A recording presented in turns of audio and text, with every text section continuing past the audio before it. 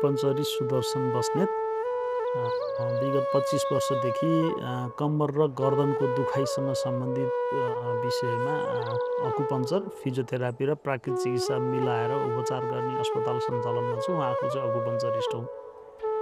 मैले अहिलेसम्म हेरेको बिरामीहरू अथवा स्पेसल्ली वैदेशिक रोजगारमा जाने मान्छेहरूको काम एकदमै बढी छ र उहाँहरूले कम्मर र गर्दनको म्याक्सिमम प्रयोग गर्नुहुन्छ र त्यो प्रयोग चाहिँ अलि सही तरिकाले गरेको देखिँदैन। सही तरिकाले कम्मर र गर्दनको प्रयोग गरेर काम नगर्दाखेरि विभिन्न कम्मर र गर्दनका दुखाइसँग सम्बन्धित समस्या व्यापक रूपमा देखिन्छ। पहिला गर्दनको दुखाइको कुरा गर्दाखेरि गर्दन यदि कसैले कम्प्युटर अथवा ल्यापटप जन्य काम गर्नुहुन्छ अथवा डेस्कटपमा बसेर काम गर्नुहुन्छ, डेस्क वर्क गर्नुहुन्छ भने त्यसले एउटै पोजिसनमा लामो समयसम्म काम गर्दाखेरि गर्दन दुख्ने समस्या आउँछ। त्यो पहिलो समस्या भनेको मसल स्पाजम भएर जान्छ, मसल्स एकदमै टाइट भएर जान्छ एउटै पोजिसनमा काम गर्दा।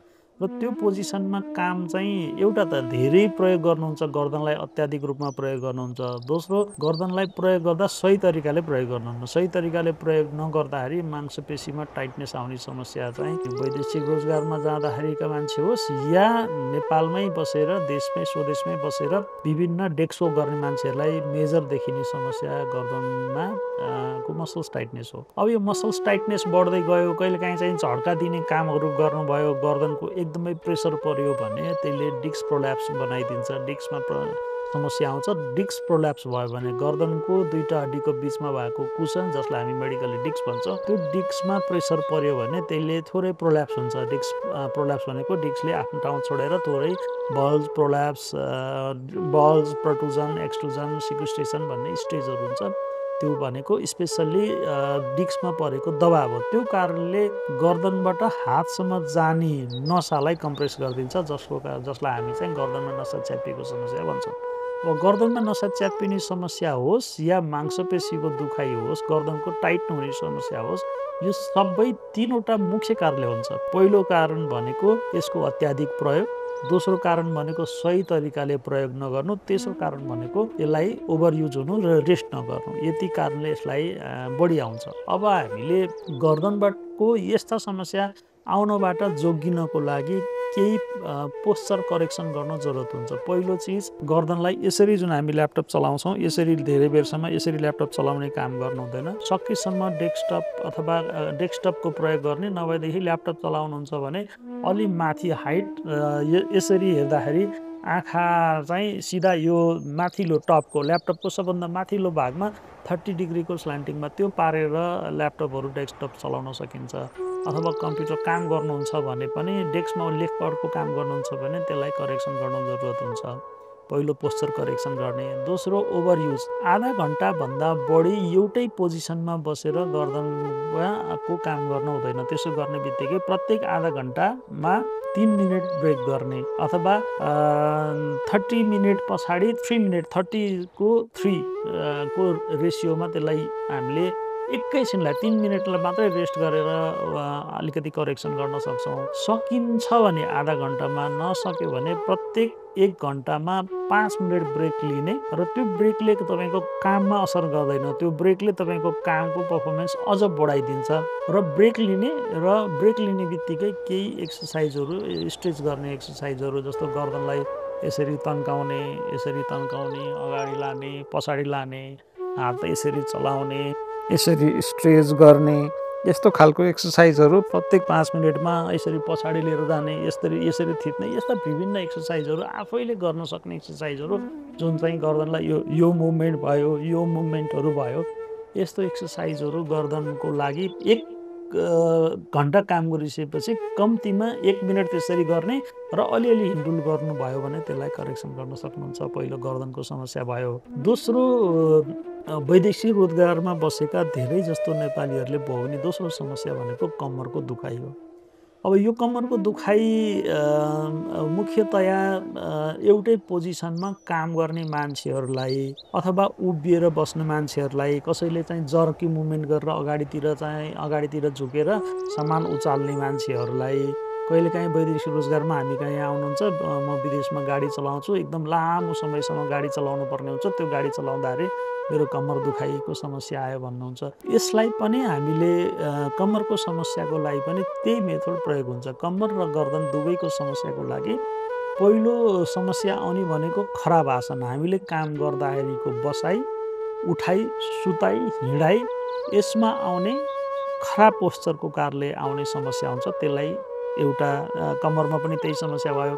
दोस्रो, कम्मरलाई पनि बढी प्रयोग गर्नुहुन्छ। जस्तो गाडी चलाउनु पर्यो भने कम्तीमा 8 घन्टा 9 घन्टा कन्टिन्यू गाडी चलाउने, उभिने ड्युटी छ भने कन्टिन्यू उभिएर लामो समयसम्म उभिने, अनि अगाडि झुक्नुपर्ने, अगाडि झुकेर सामानहरू उचाल्नु पर्ने अथवा अगाडि झुक्नुपर्ने काम, अथवा कसैको चाहिँ अब डेस्कमै बस्यो, चेयरमा अथवा सोफामा कहीँ बसेर लामो समयसम्म काम गर्यो, त्यस्तो कारणले आउँछ। त्यसलाई ओभर युज भन्यो। अर्को चाहिँ प्रपरली रेस्ट नगर्ने। अब घरमा गयो अथवा काम सकाएपछि फेरि गएर रेस्ट गर्दा पनि प्रपर तरिकाले रेस्ट नगर्ने, यसलाई अर्को सेडेन्टरी लाइफस्टाइल, बाहिर गएर खाँदाखेरि खानाहरूमा पनि हामीले चाहिँ प्रपरली भिटामिन डी र क्याल्सियमयुक्त प्रोटिनयुक्त खानेकुराहरूको कमी र कहिले जे भेटिन्छ त्यही खाने शैलीले हामीलाई कम्मरमा पनि समस्या ल्याएको भेटिन्छ।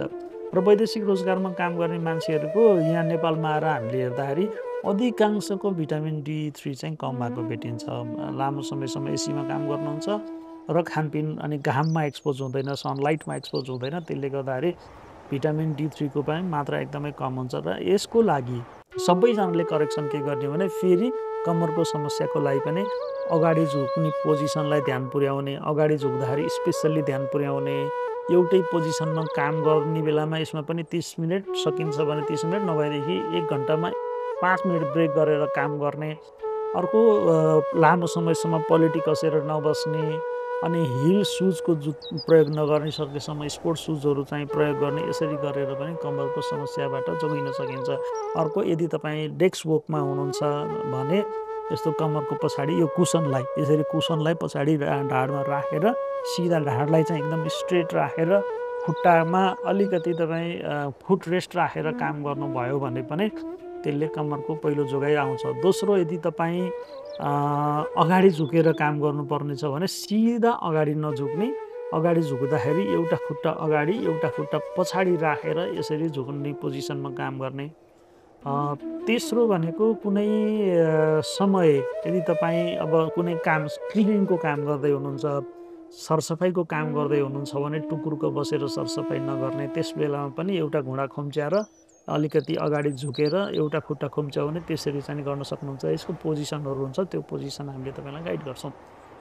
तेस्रो विषय भनेको तपाईँ सकिनसम्म बिहान तपाईँ 20 मिनटसम्म, बिहान बेलुका 20-20 मिनटसम्म ब्रिस्क वाक गर्ने, फटाफट हिँडाइको लागि हिँडाइ गर्ने र फिजियोथेरापिस्टहरूले दिएको सल्लाह बमोजिम केही ब्याक फ्रेन्डली एक्सर्साइजहरू चाहिँ तपाईँहरूले नियमित रूपमा गर्ने। यसरी गर्न सक्नुभयो भने कम्मर र गर्दनको दुखाइबाट तपाईँले जोगिन सक्नुहुन्छ। तेस्रो विषय भनेको केही समय सकेसम्म टाइमहरू मिलाएर, आफूलाई जतिखेर सकिन्छ टाइम मिलाएर घाममा सनलाइटमा एक्सपोज हुने र भिटामिन डी क्याल्सियमयुक्त खानेकुरा खाने, र त्यो भिटामिन डी र क्याल्सियमयुक्त खानेकुराहरू चाहिँ नियमित रूपमा खान सकिँदैन भने भिटामिन D3 को मात्रा हप्तामा एकचोटि 12 हप्तासम्म खाने, नभएदेखि वैदेशिक रोजगारमा हुनुहुन्छ भने महिनामा एउटा जति भिटामिन D3 को क्याप्सुल चाहिँ खाने गर्नुभयो भने कम्मर र गर्दनमा आउने मेजर समस्याहरूलाई केही हदसम्म आफैले म्यानेज गर्न सक्नुहुन्छ। कुनै सामान उचाल्दाखेरि थोरै एउटा खुट्टा अगाडि राख्ने, थोरै घुँडा खुम्च्याउने, बिस्तारै अगाडि झुकेर सामान उचाल्ने, सकेसम्म दुईटै हातले सामान उचाल्ने, फेरि गएर दुईटै हातले सामान उचाल्ने, कुनै ठुलै ल्याए पनि हुन्छ। यसलाई गर्दा यसरी है, यसरी सामान यसरी उचाल्ने, यसरी उचाल्ने एउटा है, यो पोजिसन, यो एउटा पोजिसन खिच्ने। अनि अर्को पोजिसन चाहिँ यदि दुईटै खुट्टालाई यसरी उचाल्नु पर्यो भने यो पोजिसनलाई खुट्टालाई प्यारलल यसरी राख्ने, खुट्टाको प्यारलल, यसलाई यो हिपको भाइटलाई अलिकति हाइक गर्ने अनि यसरी सामान उचाल्ने बिस्तारो यसरी उचाल्ने एउटा। अर्को, यदि दुईटै खुट्टा गरेर गर्नु पर्यो भने के गर्ने, थोरै खुट्टा फर्टाउने, यो प्यारलल राख्ने, धेरै भयो, ठिक्क जिउको बढी बराबर। यो तिमीहरूले पनि जान्नुपर्ने विषय हो। ठ्याक्क यो प्यारलल, यसको प्यारलल, यो हिपको प्यारलललाई खुट्टा राख्ने अनि थोरै हिपलाई पछाडि लाने, माथि यसलाई अलिकति हाइट गर्ने अनि यस्तो गर्ने, त्यसपछि यसरी उचाल्ने। यसरी सिधा अगाडि झुकेर नउचाल्ने क्या, यसरी नउचाल्ने, घुँडा थोरै खुम्चाउने, यसरी उचाल्ने। ल खुट्टालाई जिउको प्यारल राख्ने, त्यस पछाडि दुईटा यो हिपको भागलाई थोरै माथि उठाउने, दुईटा घुँडा खुम्च्याउने, त्यसपछि चुरुक्क उठाउने।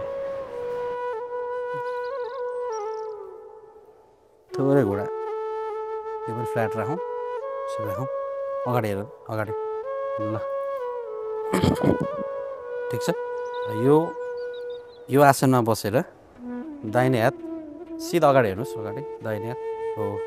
यो पोजिसनलाई 10 सेकेन्ड हातलाई उचालेर 10 सेकेन्ड होल्ड गर्ने, 10 सेकेन्ड होल्ड गर्ने र यसलाई हजुरले 10 पटकसम्म दोहोऱ्याउने दाहिने हातमा। देब्रे हातमा पनि त्यसरी नै उचालेर 10 सेकेन्ड होल्ड गर्ने, 10 सेकेन्ड होल्ड गरेर 10 पटक दोहोऱ्याउने। अब यही पोजिसनमा अर्को खुट्टाको लागि है, खुट्टा तन्काउने र सिधा, यो खुट्टा सिधा, यो दाहिने खुट्टा सिधा पछाडि तन्काउनुहोस्, अगाडि हेर्नुहोस्, सिधा अगाडि हेर्नुहोस्। ल 10 सेकेन्ड होल्ड गर्नु होला, 10 सेकेन्डसम्म होल्ड गर्ने अनि यसलाई 10 पटक दोहोऱ्याउने हजुरले।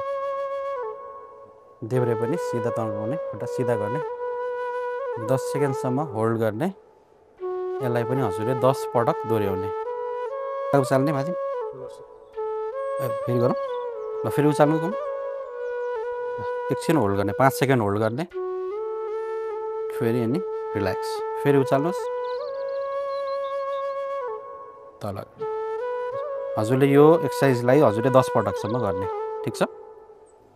अर्को सिधा अगाडि, सिधा उभिनुहोस् त, हो उभिएर गरौँ। ल उता फर्किनु है, तपाईँ उभिनुहोस्। ल हात पछाडि समाउने, है यसरी, यसरी समाउने, यसरी अर्को तरिकाले क्या, यस्तो त्यसरी होइन, यसरी समय, यसरी अर्को मुनि है, हात पछाडि समाएर कुमलाई पछाडितिर, यो पाता पछाडि जोड्ने, पाता जोड्ने है। 10 सेकेन्ड होल्ड गर्ने, छोड्नुहोस्।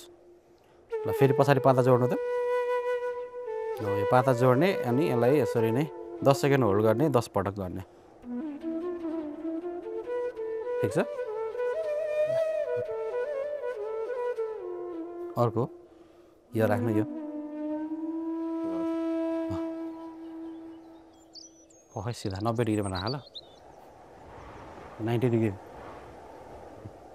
ल 90 डिग्रीमा राख्ने, 90 डिग्रीमा राखेर हातलाई तलमाथि है क्रस गर्ने, ल यसरी अगाडि क्रस गर्ने, यसरी क्रस गर्ने है, पछाडितिर पनि प्रेस गर्ने अनि ल अगाडि क्रस गर्ने, पछाडि प्रेस गर्ने, हो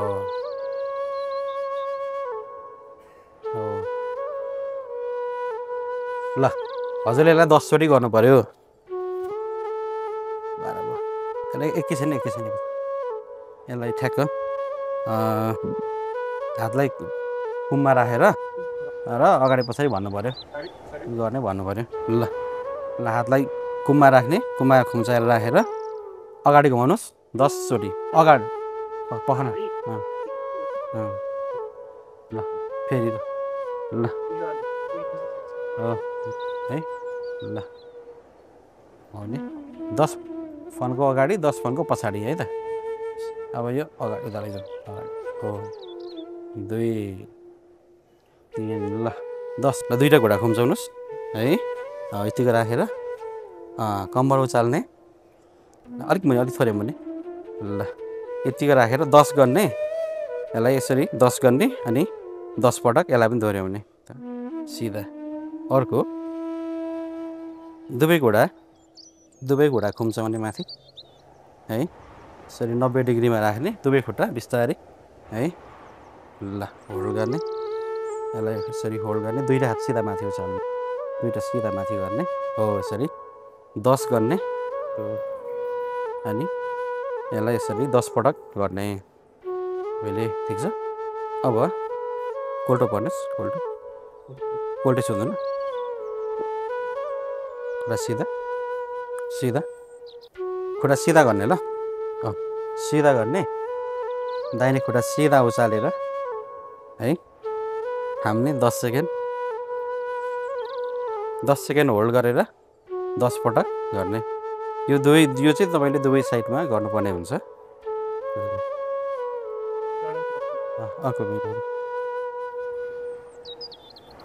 सिधा हात तल राख्ने, हात तल राख्नु भयो हुन्छ सिधा।